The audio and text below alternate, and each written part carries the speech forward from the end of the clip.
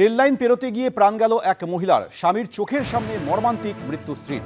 বিধাননগর স্টেশনে নেমে রেললাইন ধরে হাঁটছিলেন দক্ষিণদাড়ির বাসিন্দা। লাইন পার হওয়ার সময় আপ ও ডাউন দুদিক থেকেই ট্রেন চলে আসে। প্রাণে বাঁচার তাগিদে রেল ব্রিজের ফাঁক দিয়ে নিচে রাস্তায় ঝাঁপ দেন সেই মহিলা। কিছুক্ষণের মধ্যেই মৃত্যু হয় দক্ষিণদাড়ির বাসিন্দা সুষমা প্রসাদের। লেকটাউন থানার পুলিশ গিয়ে দেহ উদ্ধার করে। লাইনের ধারে পাথরের ওপর ছিটকে পড়ে আহত হন মহিলার স্বামী। আগামী কয়েক ঘন্টার জন্য স্বস্তির বার্তা দিচ্ছে আলিপুর আবহাওয়া দপ্তর। দক্ষিণবঙ্গের কয়েকটি জেলায় ঝোড়ো হাওয়া হতে পারে, বজ্র বিদ্যুৎ সহ বৃষ্টি হতে পারে। বিস্তারিত বলবেন অরিত্রিক ভট্টাচার্য। অরিত্রিক, দেখুন, এটা আগেই পূর্বাভাস ছিল যে দক্ষিণবঙ্গের অধিকাংশ জেলাতেই আজ থেকে শুরু করে রোববার বৃষ্টি এবং ঝোড়ো হাওয়া এই প্রবণতা থাকবে। বিশেষ করে দুপুরের পর বা বিকেলের দিকে এই প্রবণতাগুলো বৃদ্ধি পাবে। এবং একটু আগেও যেটা সতর্কবার্তা দেওয়া হয়েছে, দুপুর মধ্যে কলকাতা, হাওড়া, হুগলি, দক্ষিণ চব্বিশ পরগনা এই চারটি জেলাতে বৃষ্টির পূর্বাভাস রয়েছে বিক্ষিপ্তভাবে বিভিন্ন জায়গায়। তার সঙ্গে এই বৃষ্টি বজ্রবিদ্যুৎ সহ বৃষ্টি হতে পারে এবং সঙ্গে 30 থেকে 40 কিলোমিটার ঝোড়ো হাওয়ার কথা বলা হচ্ছে। পাশাপাশি বলে রাখা দরকার যে অন্যান্য জেলা বাঁকুড়া, বীরভূম, ঝাড়গ্রাম, পূর্ব পশ্চিম মেদিনীপুর, পূর্ব পশ্চিম বর্ধমান এই জেলাগুলোতেও কিন্তু আজকে দিনভর এরকম ঝড় বৃষ্টির পূর্বাভাস রয়েছে। এবং এই প্রবণতা শুধু আজকের নয়, আগামী কাল এবং রোববার অধিকাংশ জায়গায় থাকার সম্ভাবনা রয়েছে।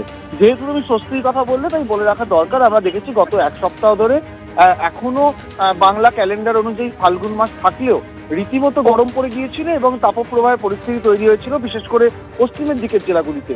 সেই পরিস্থিতির কিছুটা বদল ইতিমধ্যেই হয়েছে। তাপমাত্রা কিছুটা কিন্তু রাজ্যে দক্ষিণবঙ্গে অধিকাংশ জায়গাতেই তাপমাত্রা অনেকটাই কমেছে। আর্দ্রতাজনিত অস্বস্তি কিছুটা থাকলেও বৃষ্টি হলে সেটাও খানিকটা কমতে পারে বলে আশা করছেন আলিপুর আবহাওয়া দপ্তরের আবহবিদরা। এবং সেই মতোই কিন্তু আজকে বৃষ্টির পূর্বাভাস রয়েছে।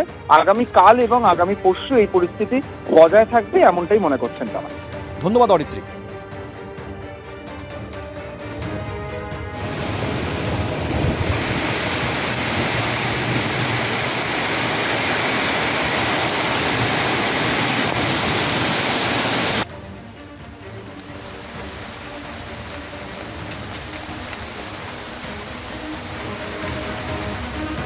একদিকে গরম থেকে স্বস্তির বার্তা দিচ্ছে আবহাওয়া দপ্তর, কিন্তু এই তীব্র গরমেই হাওড়ার 22টি ওয়ার্ড এবং মালদার হরিশ্চন্দ্রপুরের বাসিন্দারা তীব্র জলকষ্টে ভুগছেন। পাইপ ফেটে নির্জলা হাওড়ার 22টি ওয়ার্ড, পাশে দাঁড়ালো কলকাতা পুরসভা। হাওড়ায় এই জলসংকটের কারণে 15টি জলের ট্যাঙ্ক পাঠালো কলকাতা পুরসভা।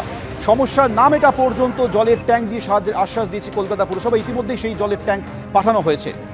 ভূগর্ভস্থ পাইপে ফাটল ধরেছে, সেই ফাটল মেরামতির কাজ চলছে, কিন্তু এই পরিষেবা কতদিনে স্বাভাবিক হবে সেটা এখনো পর্যন্ত প্রশাসন কিছু বলতে পারেনি। আর এরই মধ্যে কলকাতা পুরসভার তরফ থেকে 15টি জলের ট্যাঙ্ক পাঠানো হয়েছে।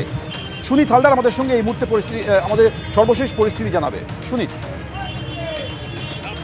দেখো সৌমেন, এই যেটা জানা যাচ্ছে যে হাওড়ায় যে তীব্র জলসংকট দেখা দিয়েছে সেটা মোকাবিলা করতে কলকাতা পুরসভা থেকে কিছুক্ষণ আগেই 15টা যে পানীয় জলের গাড়ি সেটা এসে পৌঁছেছে।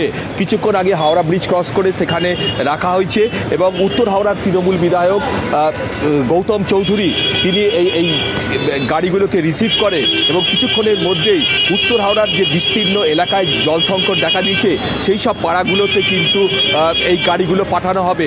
এছাড়াও হাওড়া পুরসভার প্রায় 36টা গাড়ি আছে, পানীয় জলের ট্যাঙ্ক আছে, সেইগুলোকেও কিন্তু সকাল থেকেই বিভিন্ন এলাকাতে, শুধু উত্তর হাওড়া এলাকা নয়, শিবপুরের যে একাংশ জল সরবরাহ বন্ধ আছে সেখানেও পাঠানো হচ্ছে। এর পাশাপাশি ভট্টনগর এলাকাতেও সেখানেও কিন্তু পাঠানো হচ্ছে।